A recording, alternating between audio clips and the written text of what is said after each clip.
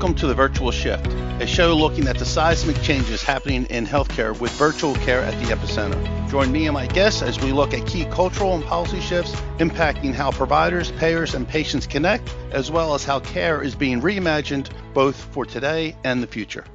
Hello, and thanks for tuning in today. I'm your host, Tom Foley. You can learn more about this show by visiting the program on healthcarenowradio.com, and be sure to follow me on LinkedIn, Twitter at FoleyTom, and the hashtag The Virtual Shift.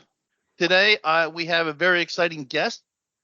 His name is Stephen Weinman, principal of FQHC Associates. Steve, welcome to the program. Well, thanks for having me, Tom. Awesome. So you bring a very unique perspective based on your background and experience in healthcare. You know, as we've done in the prep, a lot of what we'll talk about is the intersection of FQHC's virtual care and patient-centered medical home. And so that in and of itself is going to be a very interesting conversation because, you know, the shift, as we talk about, is occurring across the delivery of care. And sometimes the underserved are obviously not served well in this move towards adoption of technology and the enhancement of access points to the delivery of care. Before we get into the details here, tell us a little bit about yourself and tell us a little bit about FQHC Associates. Sure. Well, many years back. I guess I'm showing my age here, but I have an IT background. What I call myself is an obsolete programmer, system designer. But back in the day when I started, we didn't have terminals. We had punch cards, and that's how we did things. So I guess I'm dating myself. I received an MBA the old-fashioned way, went to school full-time, and right out of school, I went to work for what's now PricewaterhouseCoopers as a management consultant. In 1982. In 1984, I got involved for the first time with community health centers. And community health centers and federally qualified health centers, or FQHC, we're going to use those terms interchangeably. At the time I started, there was no such thing as FQHC. And FQHC is really just is a legal status that community health centers have. So I just don't want to confuse anybody in the audience. So anyhow, in 1984, they hired me to fix some software that they purchased that didn't work. So I started doing that. I figured I'd be there 6 months, a year tops. I'd get the thing rocking and rolling, and then I would move on to my next job. But something happened when I was working at this health center, and I fell in love with their mission. I saw how they were helping people who didn't have any access to healthcare anywhere else. They were hard to reach. They were making huge differences in people's lives. People that didn't have any money and couldn't afford to pay would come by and bring us boxes of tomatoes and corn and peppers, and it just felt like a great thing to do. So I stuck with it. They somehow promoted me to be the chief financial officer. Became the chief operating officer, the chief executive officer. I had the opportunity to build a Medicaid managed care plan, which was interesting and a lot of fun. So I tell people I did every non-clinical job in the organization. And the joke was that if you didn't pay your bill, I would also do your dentistry and it would hurt a lot. So I did that for nearly 30 years. And I retired and began full-time consulting in 2013. I brought some of my staff with me, and we started working as FQHC Associates. So what we do at FQHC Associates is we work with health centers across the country to provide them any service they need related to the operation of their program, finance, technology, assistance with their grants, helping them with their clinical quality. And then another important part of what we do is we work with organizations that want to become federally qualified health centers and aren't sure if they qualify or aren't sure what they have to do. So we help them through the entire process, assuming that they're an appropriate organization to become an FQHC. Interesting. So some of the stats that you had provided prior to the show state that in 2020, health centers, over 1,400 organizations, 1,305, over 1,300 sites, 255,000 full-time staff, served over 29 million people, including 1 in 3 living in poverty, 1 in 5 uninsured, 1 in 5 rural residents, nearly 3 million patients 65 and over. Those are very interesting stats. In some contexts, I look at that as a very positive thing, and there are some negative sides to that. And the negative side, and I'm not trying to be the negative guy here, but 1 in 3 living in poverty, it says that there's 2 in 3 that still need help, right? And there's 1 in 5 uninsured. That means there's 4 in 5 uninsured still not getting access to care. I'm not saying that the only access point is a community health center or an FQHC location, but it does speak to the challenge. And I will add, 1 in 5 rural residents.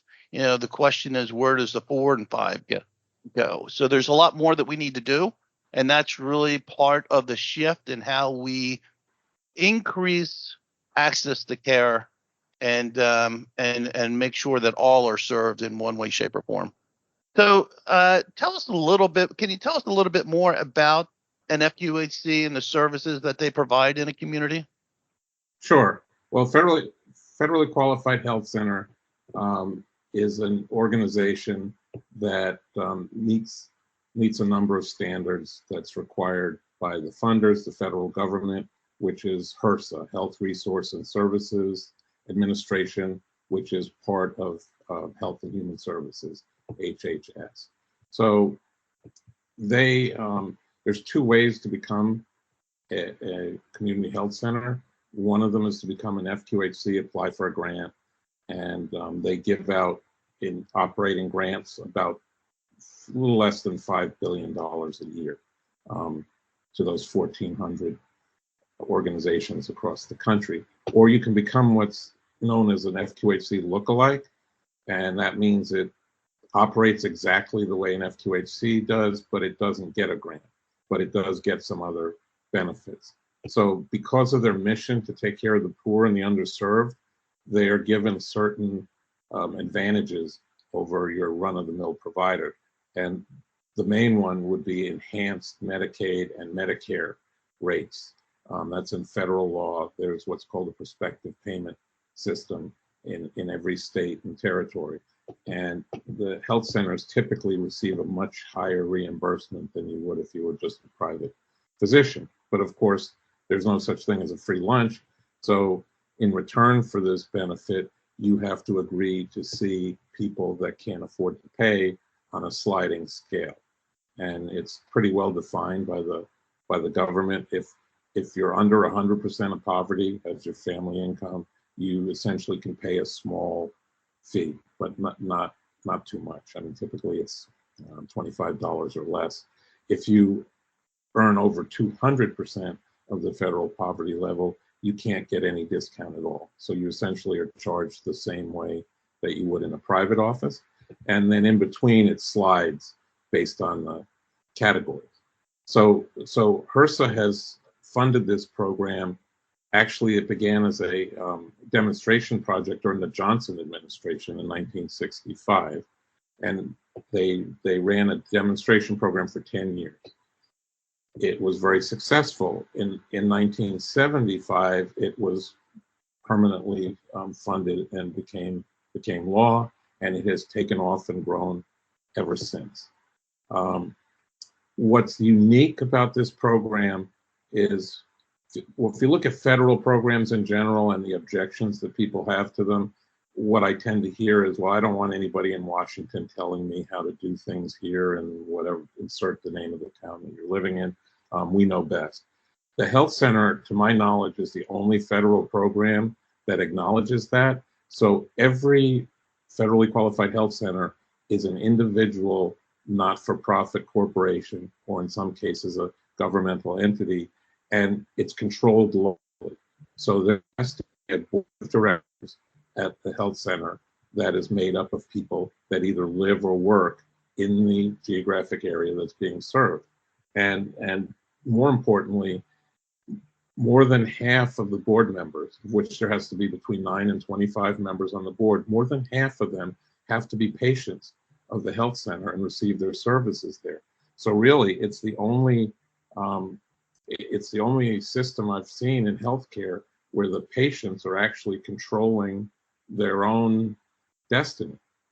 I did not know that the patients were on the board of the FQHC. That is such a very unique twist in, talking about community health, having the patients themselves participate in the definition of the services that they receive is an awesome thing.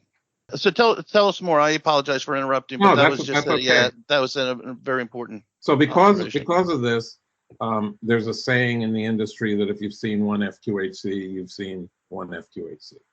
And to a great extent, that's true. There are many rules. I mean, it is, after all, a federal program. So what would a federal program be without rules? But so true. There is a set of required services that have to be provided in a manner that's acceptable to the funders. But the health center determines how much of each of the service is provided and in what manner. So some health centers choose, for example, to have a model where they have a couple of physicians and many more nurse practitioners or physician assistants. Other organizations tend to not like that model, and they go with more physicians and less nurse practitioners and physician assistants.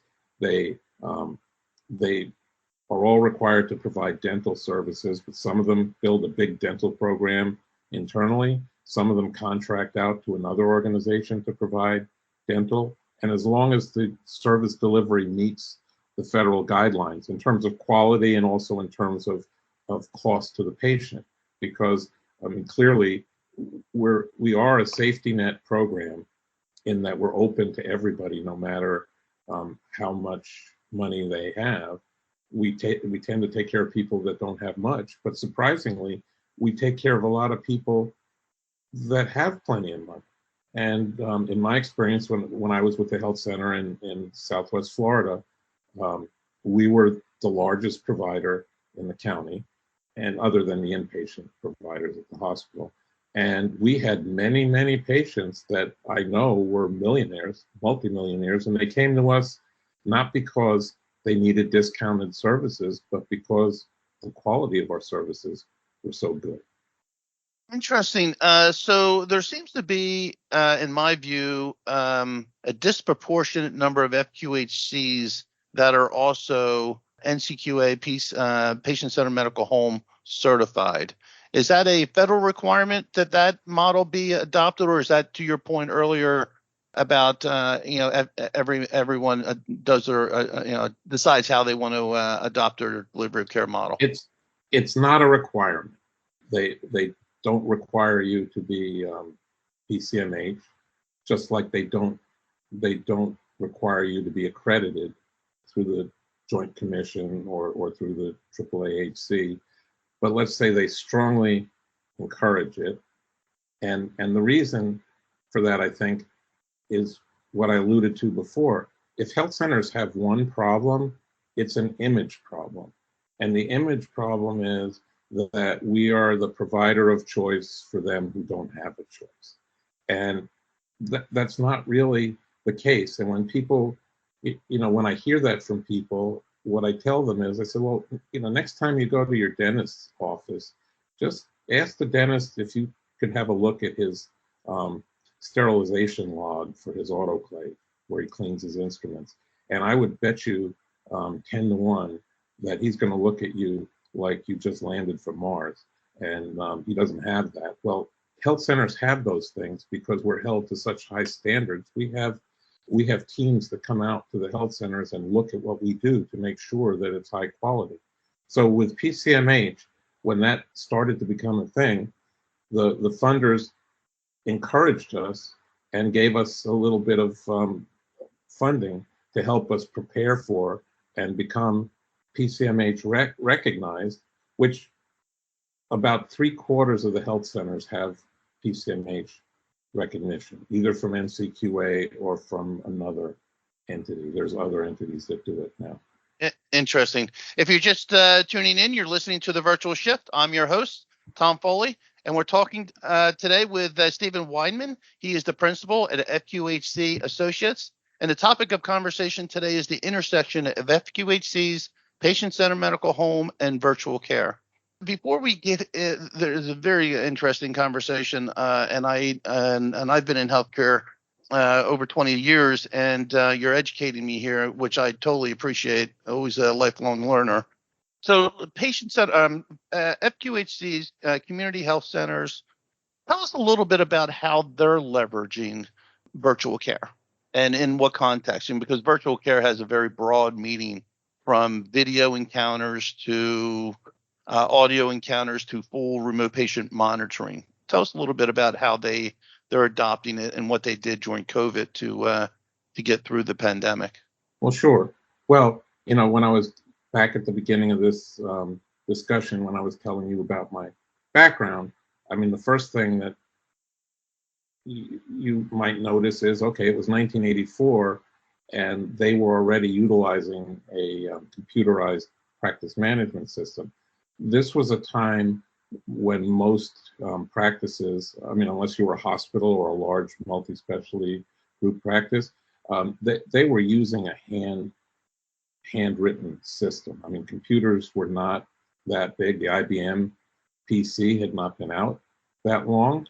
And in fact, my first PC at that job had 2 floppy drives in it, and that was it. So, I mean, it was, and you think back, I ran a whole organization with probably 100 terminals on a machine that had, I don't know, less than a megabyte of memory and less than 200 megabytes of hard drive storage. So, I mean, compare that to my cell phone, which is 1,000 times more powerful than that. And for those that don't know, back then a megabyte of storage was cost $1,000 more than what most PCs cost this day. So, but yeah. I digress. Let's get back to the topic. It was a different world, but it was a different world. We became early adopters of technology, and the main reason for that, I mean, it actually had to do with our government funding. One thing about the federal government, they do like to keep tabs on what you're doing, and we had reporting that we had to do. I know that's a shock to you. Shock to me. We had to report to them. At the time, it was every 6 months. Now, thankfully, it's less. And as the programs were growing, it became difficult to compile these reports without having the aid of a computer. So a lot of health centers started computerizing early. And once the technology was in the organization, as things changed, of course, there were no electronic health records available, except the VA had some and a few other people had some.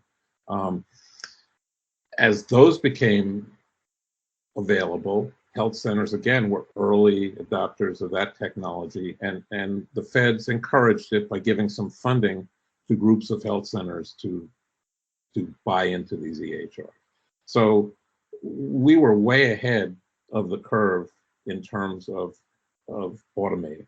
So now you fast forward to telemedicine. I mean, I remember the first telemedicine grant we got, we had a cart with equipment on it that was huge, and it didn't want to connect up to the other equipment on the other side unless it was exactly identical. The standards were crazy. So, I mean, our first attempt at telemedicine was probably 20 years ago, and I'd call it a dismal failure. Probably half a dozen patients got telehealth because we just couldn't work it out.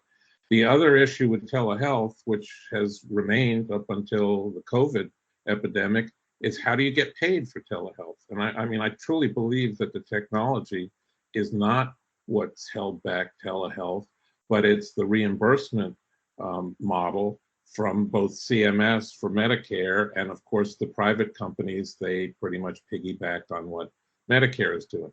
So you fast forward to COVID-19, and all of a sudden, nobody's supposed to leave their house. Well, how are we supposed to get our health care? Well, we should be using telehealth because then you don't have to leave your house. What's missing? Can't get paid for it. Amazingly, once they reacted, I thought, amazingly fast for government, because typically you'd expect government to fix the problem long after it wasn't a problem anymore. But I mean, they surprised us, and they allowed for us to actually get paid for telehealth services, and voila, we could do telehealth. So health centers, because they were already playing with telehealth, were really ahead of the curve on this. Telehealth wasn't used that much, but starting in 2019, we actually had to report, when we reported back to the feds, we told them how many in-person visits we had and how many telehealth visits we had. So in comparing the 2009 report for the whole country to the 2019 report, rather, to the 2020 report, we had a 6,000% increase in telehealth at the community health centers. I mean, which is just a staggering amount. Of course, most private practices, you can't even compute their increase because they had zero before. And so that they had, if they went from one to one visit, it would be an infinite increase. So in 2020, we had a total of about 114 million visits at the health centers. And out of that 114 million, over 28.5 million, or a quarter of them, were virtual. Interesting. So what I'm learning here is, one, I was one of those folks that thought FQHCs were or community health centers that were certified via FQHC was intended to address the ones with the most need. But what you taught us was that one, that's not true. Its services are open to everyone, but there is a unique position to help those that are underserved. But the quality of care, because of the I won't say because of, but relative to the influence of being PCMH certified, it seems that there might be a correlation between a higher quality of care in that with that model than you would normally find. So and then obviously the extension of virtual care, and it's not just about the patient visit. In my view, the next extension is because of CMS, reaching into that home. Why do I need to leave my home? Was your question. I would argue you don't. And remote patient monitoring is that extension to provide that continuous care, not that episodic care. So the point is that patient-centered medical home seems to be akin to a value-based care model, and the FQHCs and their strong relationship with a patient-centered medical home certification seems to be a model that we should look to replicate moving forward. So with that, would you agree with that? Yeah, I absolutely agree with that. So let me just ask you a question. If the federal government were to further attempt to enhance the adoption of technology, do you think that following that FQHC model coupled with patient-centered medical home could be a model that they ask the rest of the market to adopt? Is that viable? Is that reasonable? What are your thoughts on that? Well, I think they've already moved in that direction, because, go back a little bit, and it's a fairly recent phenomenon that quality figures into reimbursement. That was pretty much unheard of, I don't know, even 15 years ago. And now quality is all about the reimbursement. And well, no, I got that backwards, actually. Reimbursement has a lot to do with quality. And the thing that was really interesting is when they started to have more transparency in terms of who was having the high quality outcomes. And you can go online and search a data warehouse of the community health centers.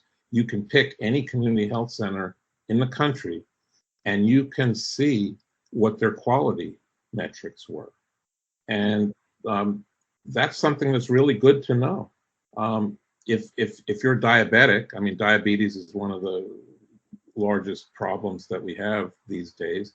If you're diabetic, it's nice to know that the organization you're going to has good results in helping diabetes control their blood sugar. I apologize, but we're going to have to stop it there. That's a very interesting point, and may call a need for part 2 of this conversation. But Steve Weinman, principal of FQHC Associates, you're doing some great work, very insightful, and I appreciate you coming on the program today. Well, thanks for having me. Thank you. Hopefully we can do this again soon. I would like to thank the show sponsors, both HP and Intel. HP Engage long lifecycle products provide the stability, safety, and security you need, plus flexibility and performance designed for today and tomorrow. As well, Intel would like you to know we're going above and beyond together with new standards for business with the latest Intel vPro processors, delivering what IT needs for performance, security, remote manageability, and stability. And be sure to check out the program page on healthcarenowradio.com. And remember, connect or follow me on LinkedIn, Twitter @FoleyTom, and follow the show's hashtag, The Virtual Shift. I'm Tom Foley. Until the next shift.